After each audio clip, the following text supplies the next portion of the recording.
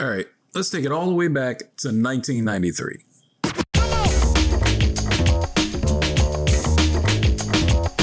The fifth generation of home video game consoles has begun, and the first to kick things off would be the 3DO. And yes, that is a real console that did in fact exist at one point in time. You can Google it and stuff. The 90s was a period of rapid growth and innovation for the games industry, and our little trendsetter right here was about to change the game forever, pun intended, by being the first console to offer players a dashboard to adjust the console settings and such to their standards. And it looked like this. Yeah, humble beginnings, am I right? Yo, how do I connect to Xbox Live on this piece of shit, dude? Let me not be too mean to the 3DO, because this little guy built the foundation for every single console that would come after it. The 3DO crawled much like a bitch, so that every other console could run through the field with the grace of a gazelle. Some of you may not remember, but Sega actually used to do more than fumble Sonic in increasingly strange but sometimes horrifying ways. They used to make consoles, and given the fact that Sonic has been passed around like a stripper at a birthday party for the past 25 years or so, I'm sure you can assume how that turned out for them. Anyway, behold.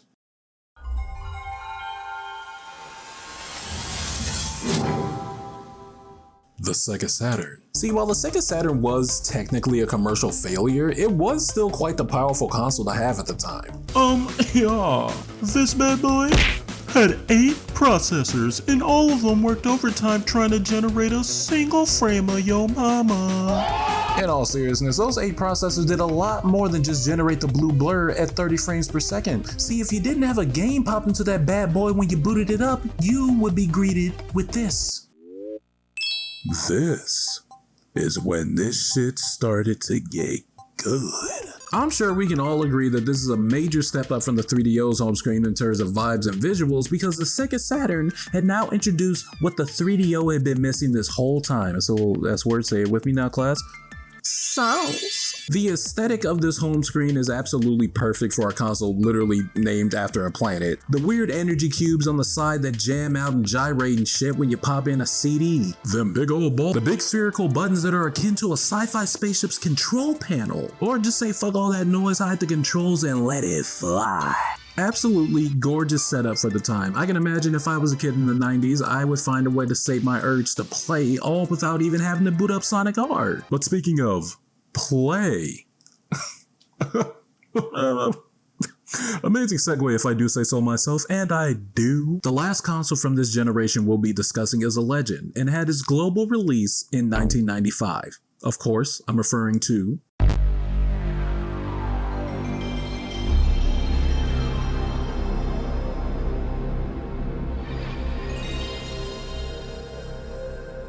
the Sony PlayStation 1. It was a PlayStation household when I was a child, but I gotta be honest with you, I had no idea it even had a home menu or anything like that. I was like 5, I could barely grip a controller, only played Crash 1 and 2, and occasionally Tenchu, which scared the shit out of me as a kid. I don't know why my parents let me play this. Seeing this home menu while doing research for this video was just a treat. I feel like I'm in a McDonald's play place whenever I look at it. Like if you just went back to the late 90s and scanned a child's brain, it would probably look something like this. All in all, it's a fine first outing for the first son of Sony. And yes, we're all aware that what comes after is infinitely better in every single shape, way, and form, but be patient, baby, dad's gonna get to that soon enough. Kicking off the 6th gen would be Sega with their final console.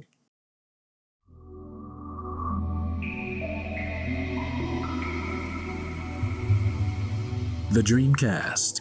Though incredibly short-lived, the Dreamcast was home to some pretty great titles. We had Shenmue, Space Channel 5, Sonic Adventure, shout out to, and Ooga Booga. Wait, but Gage, what the hell is Ooga Booga? I'm sorry, niggas. It's an Ooga Booga video. But the thing that I remember most about this sad little console is that home menu. It's about the most late 90s, early 2000s home screen I've ever seen in my nappy-headed life. This home screen is like digital bliss. I didn't own one as a child because this thing was discontinued when the top of my head still felt like silly putty, but the instant I first clapped eyes on that dashboard well into my teenage years, it was like I was 7 again, sitting in front of the TV playing NBA Street Volume 2 with my cousins and eating a sherbet push-up pop after running around outside for God knows how long and pissing my auntie off because we kept running in and out of the house for some reason. It just feels like childhood, you know? Everything about it, from the baby blue sky in the background to the cute little 3D animated icons courtesy of all 128 bits, it's just so comforting whenever I see it. Like I was cleaning out my closet and found like an old toy I haven't seen since I was a kid, or,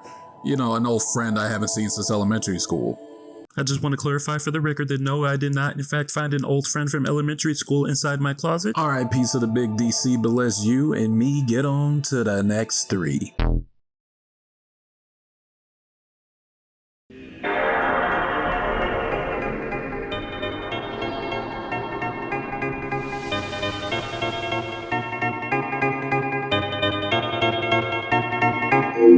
Anyone who had consciousness around the late 90s and early 2000s has likely had the pleasure of booting up this bad boy right here. The PS2 startup is seared into the minds of gamers everywhere. Even if you didn't own one, you know that iconic startup sound. It's like one of the first things that anyone thinks of when they hear PlayStation. If the Dreamcast is heaven, then the PS2 is purgatory. Like you just died and the gaming gods of the Sony pantheon are weighing your soul to see whether or not you'll pass the sea of endless towers and game data in order to get to the afterlife, or be reincarnated as Crash Bandicoot. Honestly, I want to be reincarnated as Crash Bandicoot. And as you fall, there is anticipation. Anxiety fills your heart as you await judgment until finally.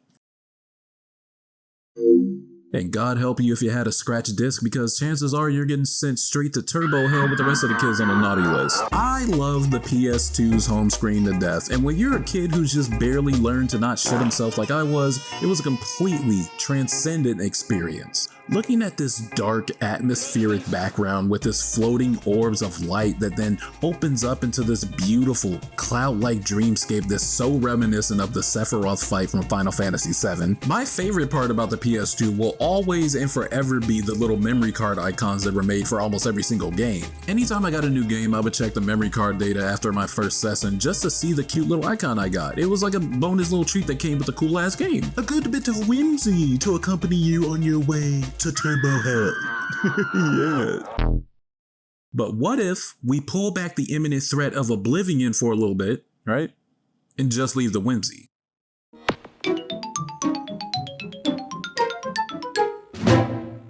There is just so much to love about the good old cube and all of its glorious vertices. To sum it up in a single word, the GameCube's home menu is simple but charming. Okay, 3 simple words. Each menu presiding on a different face of the cube, also well designed. The floating 3D text that's made up of other smaller cubes, also cute. All the different startup sounds that the console had that would change based on what buttons you press and how many controllers were plugged in. Oh, so fun. Something else that was pretty cubular, that is a combination of the words cube and tubular, is that the ambient music that plays on the home screen is actually a super slowed down version of the Famicom startup sound.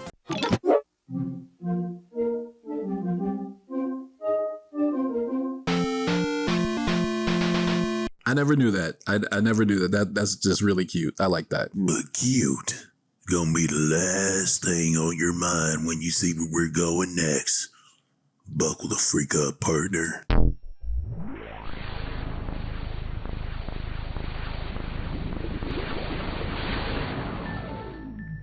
The original Xbox, or hold on, I'm sorry, has one of the best console dashboards of all time, in my opinion. I mean, look at it. I didn't own an Xbox myself when I was a kid, so sadly I didn't get the full experience, but my cousin did. We would always like hang out and have sleepovers and stuff, and I remember one night when I was over at his place, he had ended up dusting off that old box, turned that sumbitch on, and it was like I had just entered the Matrix. Everything about the Xbox's UI just immediately grabs your attention with its futuristic, near alien-like aesthetic. That signature green and black, the animations as you flip through all the different menus, the sound effects. Oh my god, the sound effects? All this immersion, I ain't even start playing the motherfucker yet.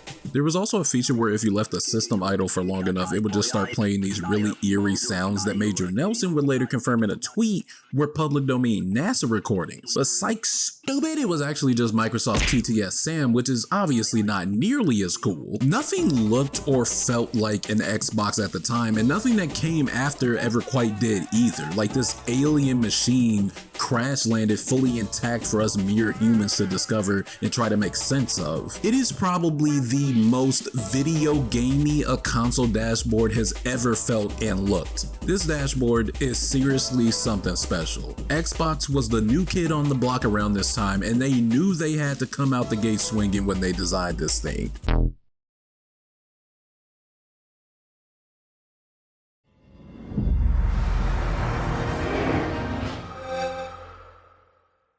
And then they kept fucking swinging. The first to kick off Gen 7 would be Microsoft with one of the greatest consoles to ever exist, the Xbox 360. The 360 launched with the now legendary Blades dashboard, which kept all your gamer needs nice and organized in these long ass tabs called Blades. So it ain't called the Glock 13 dashboard now, is it? The look and feel of the Blades dashboard was more akin to an idealistic, sleek looking future compared to the OG Xbox's whole Matrix setup. And a huge feature that would grace the 7th gen is this little thing called customization. In its most primitive state, the 360 gave you the ability to change your gamer icon and your dashboard theme thanks to the Xbox Live Marketplace, which allowed you to connect to the net and download a ton of fancy customization options for your glorious gamer hub. And this shit was absolutely mind-blowing at the time. You're telling me that I get to plaster Master Chief's ass and cheeks all over my box without even having to open Halo 3 goddamn that box? An epic win, if you ask me. As an excitable young gamer eating toasted cinnamon Pop-Tarts out of my fist like a boss, I cannot in any way see how this dashboard could be Huh? What? Looks like somebody forgot to pay the electric bill or something. Oh. Oh. Oh. This is getting good. The Blades dashboard would lay its head to rest near the end of 2008, and in its place, the shiny, brand new NXE dashboard was born. This second iteration of the Xbox 360 UI is my personal favorite. I had only gotten a 360 in 08 for Christmas and experienced the Blades dashboard for about 2 months before I learned that consoles could actually connect to the internet and download updates for not only the third son of Halo, but for the console itself. So thank God I learned how to read, because I definitely would have missed out on this gorgeous setup right here. We got the functionality and ease of use offered by the Blades dashboard with a more stylish design. Themes are back and better than ever, with a lot of them actually integrating 3D assets into the interface itself. You can even have your own custom themes by importing images from your hard drive. What the fuck? And holy shit, Avatar! Holy shit, Mom! I'm in Halo! My ass cheese can be plastered all over the whole bay! The avatars and themes during this era were some of my favorite parts of gaming as a kid. I remember spending a hefty amount of time in the Avatar Creator trying on all those different fits, shout out to the Xbox Live Marketplace, and trying to make sick beats with the burping feature. The NXE dashboard was just so much goddamn fun. Even if you didn't really have anything to play at the time, you could still have a ton of fun just messing around with your avatar, especially in Doritos Crash Course. Jesus Christ, remember that one? But the final dashboard, Metro, would be the one to close out the 360 when Microsoft would officially end support for it in 2017. And if I'm being honest, I think it's a big pile of pig dick. Almost everything that made the 360 so much fun in the first place seems to have just been gutted and replaced with a goddamn squares. It's just not nearly as aesthetically pleasing as what we know they've been capable of in the past. But as disappointing as this UI might seem, I'm sure that when the next gen rolls around, they'll bring an aesthetic that suits the branding that Xbox has built over the years. But still, to this day, both the Blades and NXE dashboards are held near and dear inside the hearts of 360 gamers everywhere. There are still Xboxes out there that haven't been updated since the console first launched, so if you want to experience that beautiful UI for yourself, you can probably track one of these bad boys down. Please let me know if anyone actually does have one. It'd be really cool to see. But enough about the box for now. Let's see what Sony's cooking up.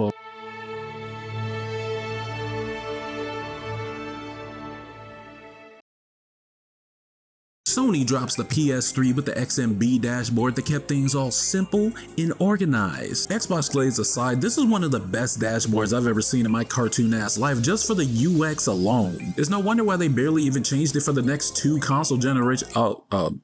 Spoilers, my bad. Shit, even the PSP got that X and B action going. Real quick, oh my god, dude. I wasn't even gonna talk about handhelds in this video, but the PSP is just such a good handheld. Like, fuck the home screens for a second. Like, that's just one of the best handhelds ever made. I used to own a silver one when I was a kid, and I would keep Alien Syndrome, Superhero Squad, and Tony Hawk Underground 2 in my rotation. Tangent over, back on topic. Sony would also be bringing themes to the party, and while I don't think they're nearly as good as the 360s, they still go a long way in making your console feel personal and unique. And if this wasn't enough to get you feeling all nice and nostalgic, do y'all remember PlayStation Hump Seat? Look at you. Yeah, of course you do. Of course you do. A moment of silence for all the 20 to 30 somethings watching this. They just audibly sighed as all those memories flooded back into their mind at once. I never owned a PS3 myself. The grass was a little greener on my side, if you know what I mean. But everyone that I've heard talk about the PlayStation Home describes it like it was the one that got away. For the uninitiated, the PlayStation Home was a big social world created for the PlayStation 3 in 2008. You had your own custom avatars, apartments for these avatars which you can decorate with free, purchase, or earned items, and a bunch of mini games that provided you with said earned items. There were also these big public spaces where players could socialize and create user-generated content that would oftentimes be displayed and featured in all these different social hubs. PlayStation Home is clearly just something you had to be there for, and it makes me kind of sad that I missed out on it growing up, because if there was one thing that my acne-riddled ass couldn't get enough of as a kid, it was virtual social platforms. If anyone's interested in hearing more about PlayStation Home, there's this really good documentary by Mystic that I watched while researching, so go ahead and check him out. He actually has quite a few videos discussing it. I've also linked a Reddit thread down below filled with people recounting their own personal experiences with the online service, so go ahead and give that a read as well if you are interested. But real quick, the vertical search bar, yeah, what are we doing, nigga? This shit got updated when the PS4 came out, right? Yeah, why the fuck did they do this? PS3 users had a perfectly functional search bar before, and they just gutted it and threw this pile of dog shit in there to replace it? The PlayStation 3 store has just been in a state of neglect for many years now. Nobody deserves launch PS4 store on their hardware forever. I consider that shit cruel and unusual punishment.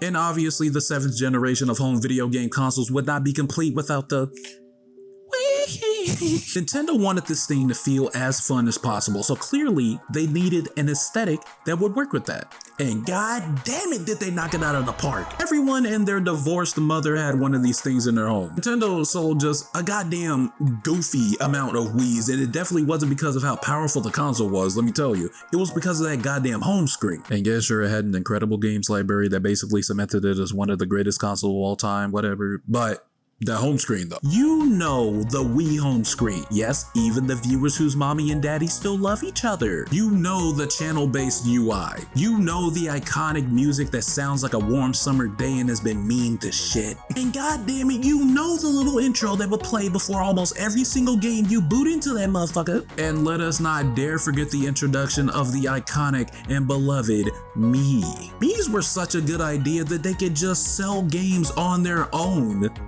And they still are. It's like kind of part of the reason why this video didn't come out sooner. As boss, you know I love you, baby, but sometimes Doritos just ain't enough for daddy. The aesthetic and overall vibe of the Wii will forever be seared into the minds of anyone fortunate enough to have owned this beautiful console. And although Nindy's next console wouldn't even come close to its success, it still got some cool shit in store for us.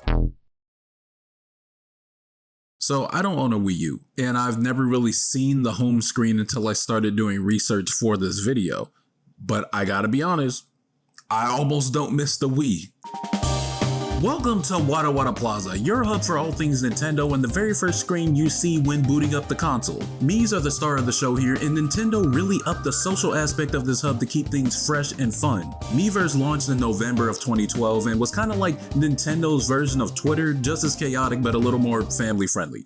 Emphasis on a little. Service allowed for users to join communities for certain games and topics, post about how much they hate their parents, share a lot of really cool art, and also shitpost.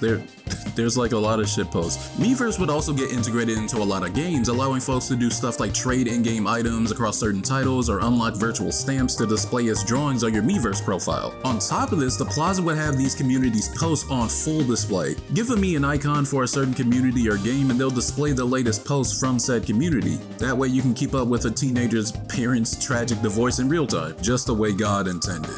Another cute feature is the Miis will celebrate each other's birthdays in the Plaza, which is just adorable. Gigs, this is all well and good, but I'm here to play games. Where's my games library, nigga? I don't think you can say that, but alright. And obviously we can't move on without talking about the actual games library. I will say that the channels from the original Wii were a little more up my alley, but you know, it's cute and shit. It's giving me 3DS vibes, and that's very likely intentional considering that both of these consoles had system connectivity across certain titles. It's really tragic that the Wii U bombed, but you know, honestly, all they had to do was just call it the Wii 2 and they would have been golden. But it's very clear how much the community really made this home screen stand out more than it would have on its own. And sadly, we know that this is the case because after Nintendo pulled the plug on Miiverse and stopped supporting the Wii U, Wada Wada Plaza just feels like a ghost town, only being populated with default Nintendo-made Miis. Though a tragedy it may be, let's see what Sony has got cooking for us in 2013. Fuck, that rhyme is garbage.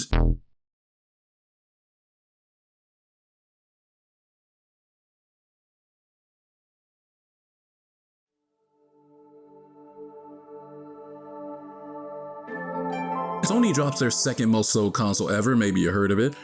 Los Cuatros Grandes. Not too much here is different. Like I said earlier, Sony done already perfected the art of war, baby. It launched with that bum-ass vertical keyboard that the PS3 was stuck with, but after a few updates, they finally realized that no, we didn't order our search function hot dog style with no bun. The homepage UI gets a little update while still keeping the core of the XMB layout. Astro's Playroom acts as a sort of tech demo for all the PS4's new features, but also lay the groundwork for what would become one of the most fun platformers I've ever played in my life, as well as becoming 2024's Game of the Year winner and low-key just the best exclusive on the PS5 by default. Each game gets its own little hub displaying not only game info like trophy progress and friends who also waste too much time playing it, but a bunch of user-generated content like live streams and videos and such from the Share Factory. Yeah, Sony added built-in streaming and recording for gamers to then share with their friends and communities in like the worst fucking quality imaginable, but you know, it was kind of cool. The PS4 is cool, a little too cool considering no one wants to get a PS5, but our next console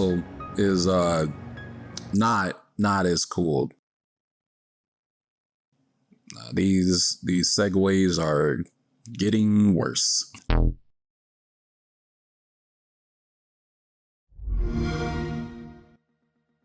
Microsoft comes out with the X brick not too long after Sony drops the 4, and this is where I say we start losing the plot a little bit. I am both bored as shit and utterly overwhelmed looking at this bitch. The Windows 8 tile layout is just as booty ass butt ugly as I remember, and there is just so much on the goddamn screen at once. What happened to aesthetic Xbox? Like, why is everything so flat and boring now? For the past 2 generations, Xbox has always had this clear and defined look for their consoles that people loved, but now it's just corporate minimalism dialed up to a 12. I mean, at least there's still themes, I guess, and you can even import custom images by using the fucking Bing, which is kind of cool. I don't know. Coming from the 360 era to this is just, I don't know, man. It seems incredibly underwhelming. I mean, at least avatars were still getting love during this generation. I mean, I remember them getting like a huge overhaul with updated designs, more customization options, etc. You know, that's neat. That's cool. Although, in my opinion, the Xbone's dashboard is a huge step down from its predecessors.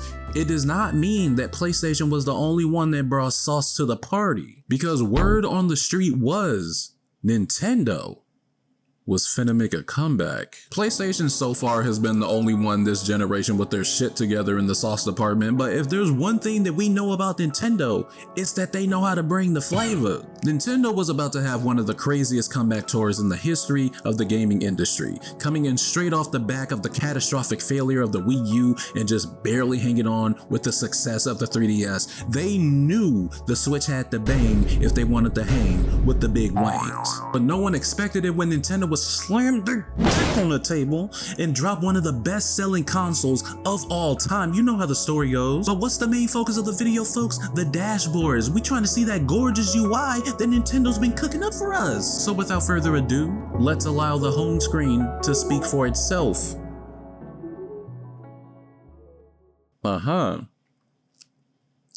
Okay, I mean, it's certainly something, you know, nice, simple layout. It's kind of quiet in here, no? We got profile icons, sweet. Light mode, dark mode, quite essential. Where are the Miis? Oh, they're like all the way in the settings. It doesn't seem to be a whole lot going on here at the moment, but you know, I'm sure with updates along the line and new titles releasing, we can definitely spruce up the place a little bit with some dynamic themes or something. Whisper. Huh? Whisper. What?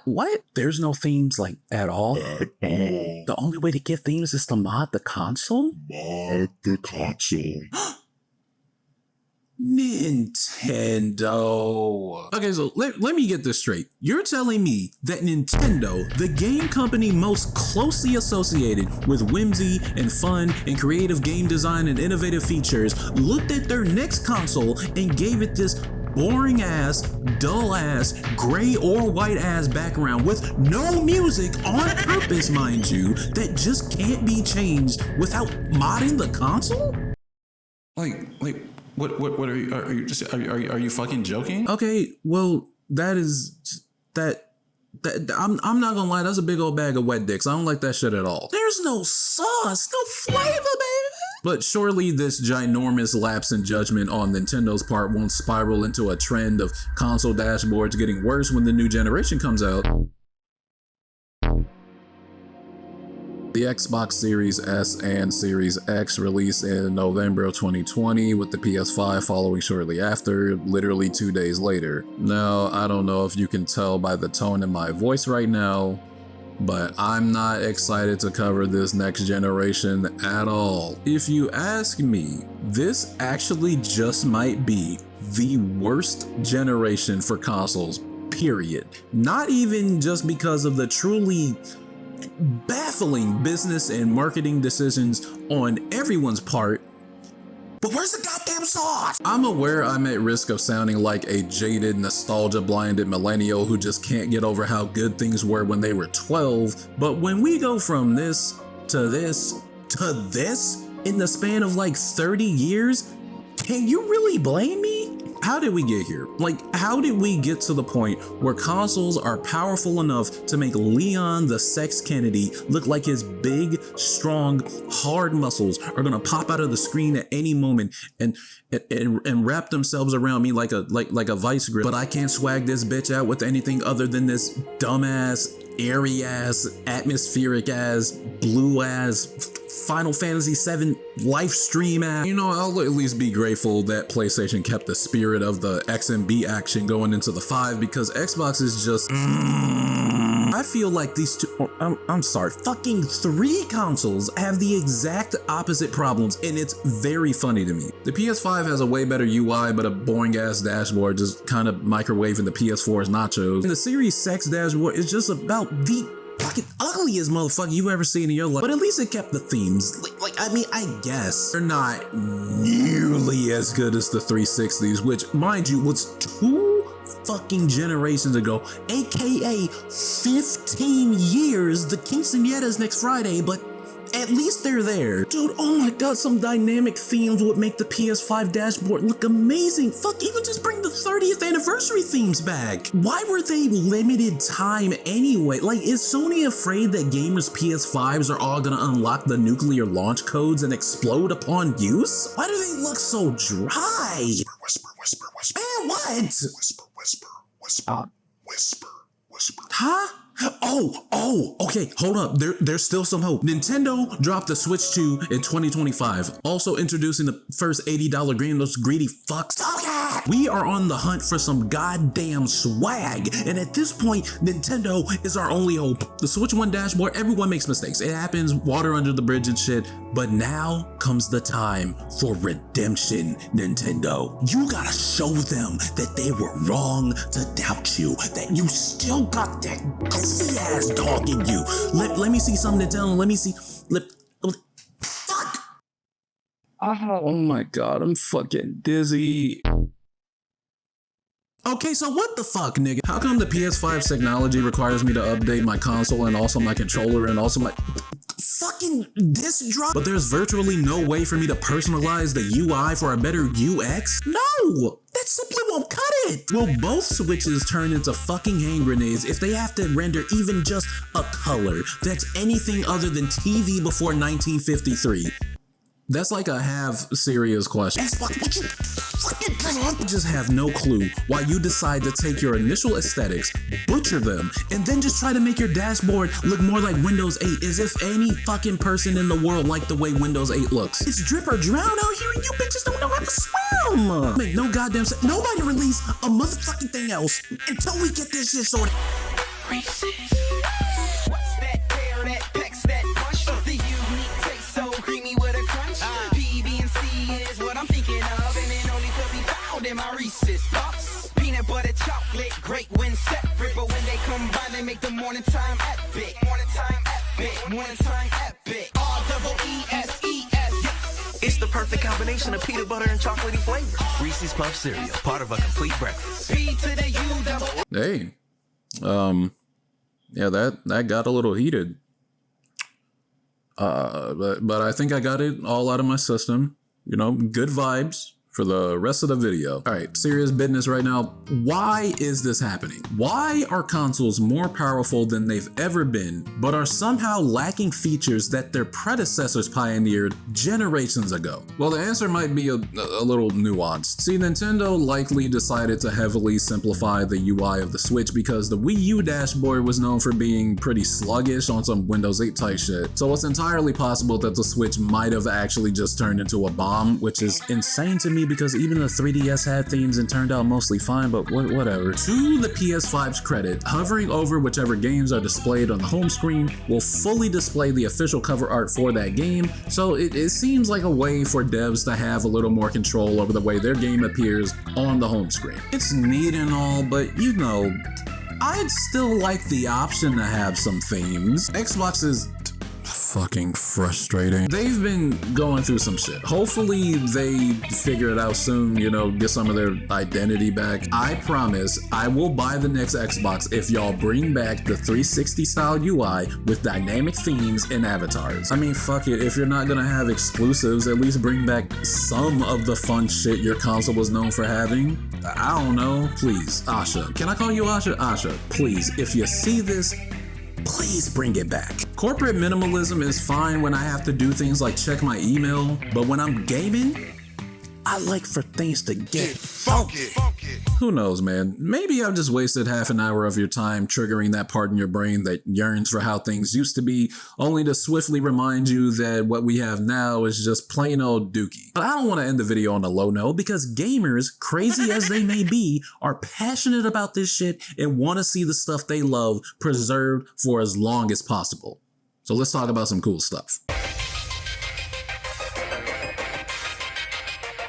Archiverse is a website that's archived over 17 terabytes of data from all of Miiverse. I'm sure you could have guessed that from the name alone. This includes posts, drawings, comments, and other stuff, all free for you to view via web browser. So if you weren't one of the 20 people that actually bought a Wii U or you didn't have a 3DS, this might be something worth looking into. Destination Home is a big revival project for PlayStation Home, currently in a closed beta phase that can be played on PC through the RPCS3 emulator or your PS3 console itself. The community is still very passionate about PlayStation Home, no matter how small it may be now. So if you want to join in on that, check out Destination Home on GitHub and their official website. Lastly, tiny little itty bitty plug, but a few years back, I and so many other wonderful, beautiful, and wildly talented folks participated in a Dreamcast collab over on Newgrounds.com, where we shared art, music, and animations based on games from the console. But the coolest part about it is that the Dreamcast home menu was recreated from the ground up to display everyone's work. Art gallery, music player, a big movie featuring all the amazing animations people made for it, all wrapped in Dreamcast's charming UI. It was a long time in the making. Everyone worked super hard on it, most especially Amity3D, who programmed the UI to be as faithful to the original as possible. It's fully functional in browser, so go on over to Newgrounds.com if you want to get a taste of that gorgeous dashboard. Links to everything I've discussed down below.